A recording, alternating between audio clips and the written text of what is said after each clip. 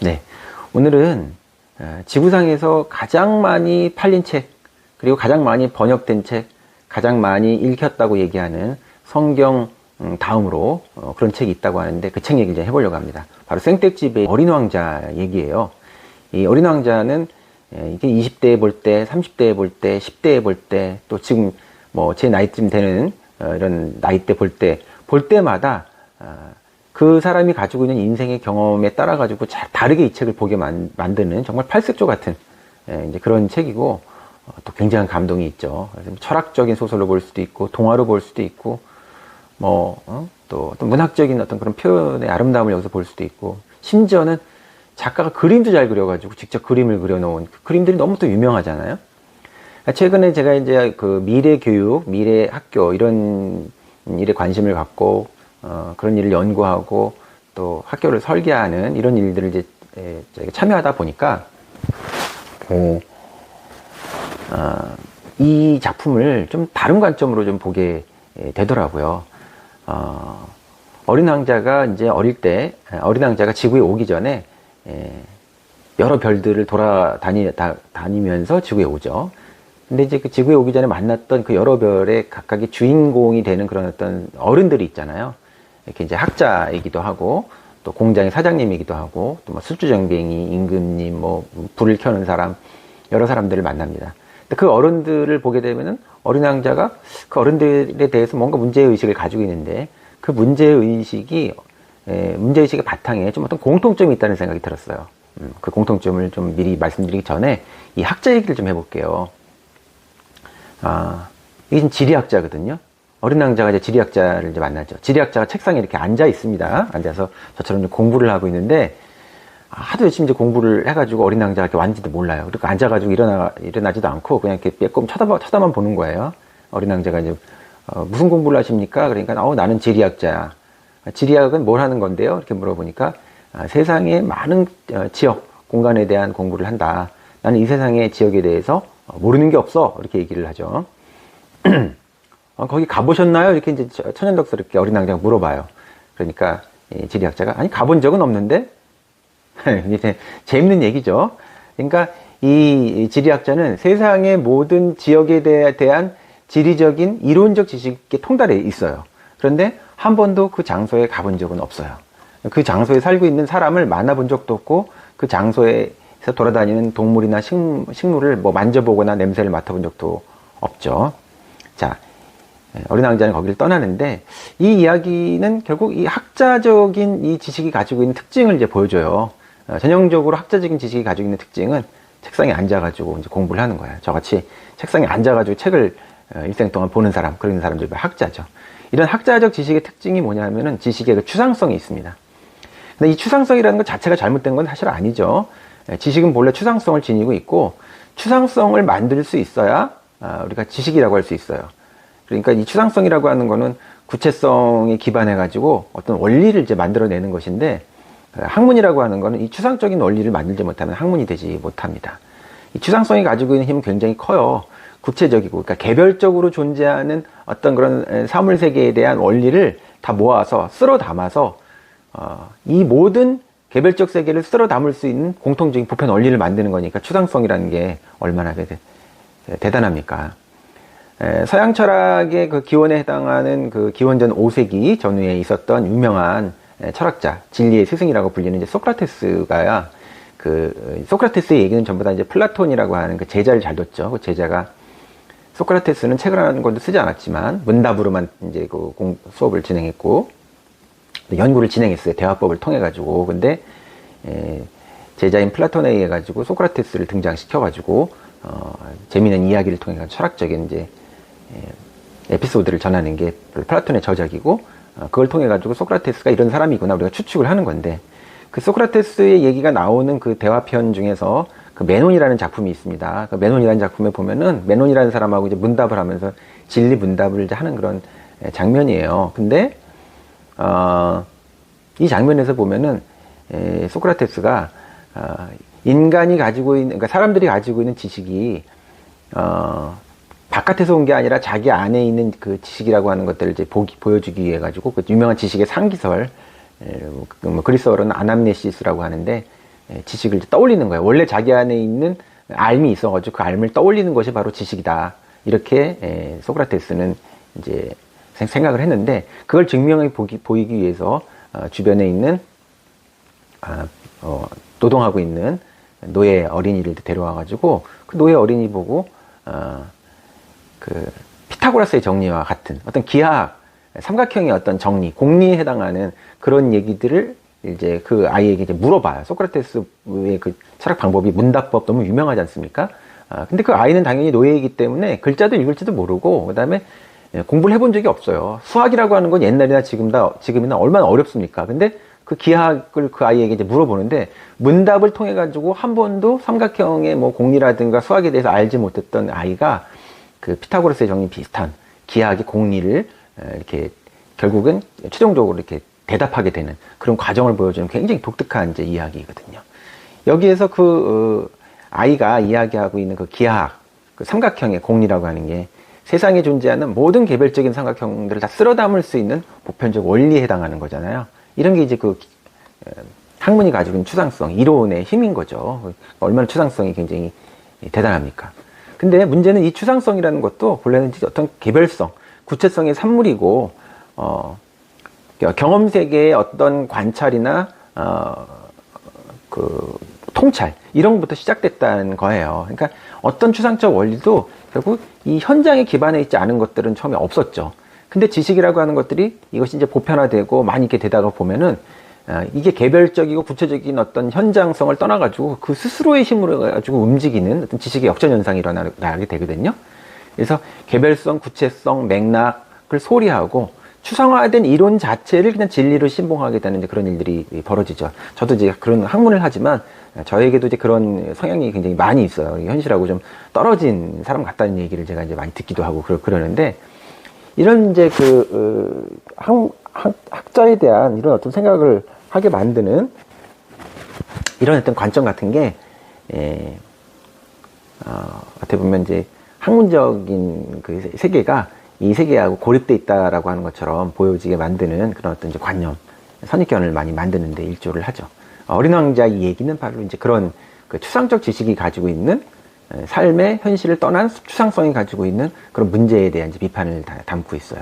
근데 이 추상성이라고 하는 것들이 이렇게 이제 혼자의 힘으로 막 스스로 막 움직이기 시작하면은 그 현실을 잊게 되고 굉장히 또 위험한 그런 결과를 이제 만들기도 해요.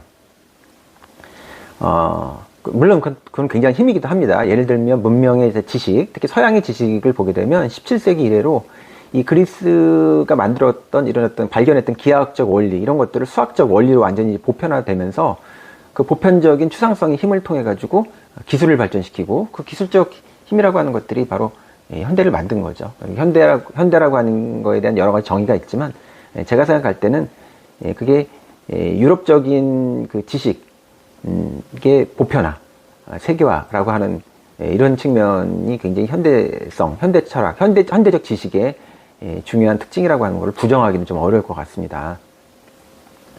그리고 이제 이렇게 모든 걸 쓸어 담을 수 있는 추상적인 진리, 이론, 원리, 특히 이제 어떤 수학적 지식들, 기술과 결부된 어떤 수학적, 과학적 지식들이 이제 힘을 발휘하니까 이 세상, 그것이 원래 존재했을 때 이 경험적 세계에 바탕하고 경험적 세계를 잘 이렇게 만들기 위한 거라는 이제 생각을 좀 잊어버리고 스스로의 힘에 가지고 돌아갑니다. 그리고 삶의 현장 속에 살아가고 있는 사람들을 이제 억압하는 어떤 그런 것으로 이 지식이 발전을 하면서 인간을 통제하는 그런 기술을 낳기도 하고, 또 뭐 무기를 뭐 만든다든가 이렇게 그냥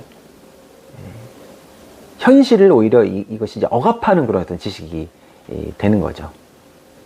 그래서 인간을 위해서 만들어졌던 그런 어떤 지식 체계가, 기술 체계가 지식의 발명자이자 발견자였던 인간을 거꾸로 질식하게 하는, 지배하는 그런 세상이 되고, 여기에서 나오는 말 중에 이런 문제의식에 의해서 인간 소외라는 말이 나와요. 소외라고 하는 거는 이제 영어, 원어를 보게 되면은 이 소외라는 말이 낯설다, 그 다음에 뭐 고립돼 있다, 뭐 이런 의미를 가지고 있거든요. 그러니까 원래 있었던 모습하고는 좀 달라졌다는 그런 의미를 담고 있는데, 이 지식의 소외 현상이 나오고, 이 지식의 소외 현상은 인간뿐만 아니라 지구 생명체 전체를 이제 덮게 되고, 그게 오늘날 그 결과가 지금 우리가 보고 있는 뭐 기술의 발전이 꼭 인간에게 도움이 되는 건 아니고 생명체 전체를 위협하는 이런 세상이 되는데 일조했다고도 볼 수 있을 것 같아요. 그리고 현대의 이런 추상적 지식 체계로 만들어진 과학기술 문명에 대한 어떤 저항과 공포감이 20세기 초에 세계전쟁을 통해서 이제 극대화되었고, 이런 극대화된 세계 속에서 그 반성으로 일어난 일련의 어떤 철학적인 운동들이 있었는데, 그걸 이제 바로 실존주의라고 하거든요. 실존주의의 영향을 받은 게 바로 이런 생백지벨의 이제 어린 왕자 같은 소설이죠. 그러니까 이거는 실존주의 철학의 영향을 받았다고 할 수 있지만, 결국은 이거 자체가 철학의 영향을 받았다기보다는 오히려 철학에 영향을 준 소설이라고 볼 수 있고, 그런 어떤 시대적 배경 속에서 출현한 작품이라고 얘기할 수 있어요. 이런 지리학자의 추상적 지식은 소외된 지식의 한 전형을 이제 보여주죠. 제가 이제 또 깊은 감명을 받아서 오랫동안 독서했던 그런 철학자 중에서 실존주의 철학자라고 소위 불리는 그런 분 중에서 에리 프롬이라고 하는 분이 계시거든요. 철학자라고도 할 수 있지만 이분은 뭐 철학, 사회학, 또 정신분석, 그래가지고 정신에 대한 굉장히 깊은 탐구를 하는 분이기도 한데, 이분이 소유냐 존재냐라고 하는 유명한 책을 썼어요. 여기에서 보면 우리의 그 삶의 양식이라고 하는 게 소유 형태의 삶의 양식이 있고 존재 형태의 삶의 양식이 있다. 근데 이런 그 소외된 지식, 경험적 세계를 무시하고 경험적 세계를 억압하고 어떻게 보면 경험적 세계로부터 그 연결성이 끊어진 고립성을 가지고 있는 그런 지식, 지리학자에게 뭐 그렇게까지 너무 심하게 얘기하는 건 좀 그렇긴 하겠지만, 어쨌든 이런 지리학자의 지식으로 우리가 모델화할 수 있는 이런 형태의 지식을 소외된 지식이라 할 수 있는데, 에리 프롬은 이런 형태의 지식을 일종의 그분의 용어로 얘기하면은 소유 형태의 양식이다, 소유 형태의 지식이다, 이렇게 얘기를 아마 할 것 같아요. 그러니까 인간이 생생하게 살아있는 생생한 어떤 좋은 삶의 어떤 형태를 가지고 있는 양태가 아니고 무언가를 이렇게 물리적으로 이렇게 획득하는 소유 자체에 집착을 하고, 지리학자의 지식은 소유 자체에 집착하는 거잖아요. 이게 삶의 실제 연결성은 좀 끊어진 상태로 그거 자체를 갖는 것에 집착을 하는 거예요. 그 소유 양태라고 하는 거는 지식일 수도 있고 어떤 돈일 수도 있고 뭐 물리적인 어떤 것일 수도 있는데, 이런 소외된 지식의 전형이 이제 이런 거라고 할 수 있겠습니다. 근데 이런 이제 제가 말씀드린 거고 싶은 건 궁극적으로 그런 거예요. 이런 형태의 지식을 이분 어디에서 배웠을까요? 삶에서 배웠죠. 분명히 책상 위에서 배웠을 것이고, 현실과 삶과 연결되지 않은, 인간과 동물과 생명체와 연결되지 않은 그런 형태의 추상적 지식의 형태를 교실에서 아마 배웠을 거예요. 그래서 저는 이제 이런 교실, 삶과 이렇게 분리되어 있는 이런 교실을 얘기할 때 이 교실이 가지고 있는 이제 가상성이라는 말로 이 말을 좀 얘기하고 싶거든요. 이 교실의 가상성이라는 말은 제 말은 아니고, 제가 친하게 지내는 친구 중에서 지금 그 리터러시로 유명한 학습과학자로 굉장히 유명한 한양대 조병현 교수님하고 굉장히 친한 친구인데, 조병현 교수님하고 대화를 하다가, 어떤 학술적 대화를 하다가 조병현 교수님이 언뜻 교실의 가상성이라고 하는 것에 대해서 인식해 봐야 된다, 이런 얘기를 하시더라고요. 그때 그 교수님은 이 얘기를 이제 간단하게 말씀해 주시고 지나가셨는데, 제가 이 말에 꽂혀가지고 이 가상성에 대한 생각을 깊이 해봤어요. 이 가상성이라는 걸 생각해 보니까 이 지리학자의 지식이 바로 교실의 가상성이라고 하는 것의 대표적이라는 생각이 들더라고요. 이 가상성이랑 다른 게 아니라, 교실 안에 있는 지식이 잘못됐고 틀렸다는 것이 아니라, 이것이 현실과 이게 분리되어서 연결성이 끊어진 채 고립되었을 때 학교와 교실 안에 그런 갇힌 지식이 삶의 실천적인 어떤 과정, 현실 우리가 실제로 살아가는 그런 과정 속에서 생생한 삶의 형태로 되기도 어렵고, 지혜로 정보와 지식은 얻었는지 모르지만 지혜로 그것이 승화되기도 어렵기 때문에 삶을 살아갈 수 있는 실질적인 기술이 되기도 되게 어렵다.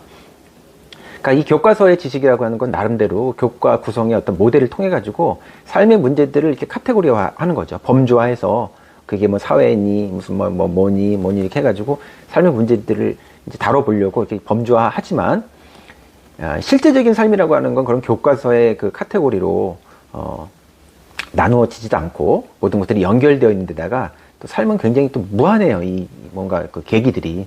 그거에 비해서 교과서라고 하는 건 굉장히 유한하죠.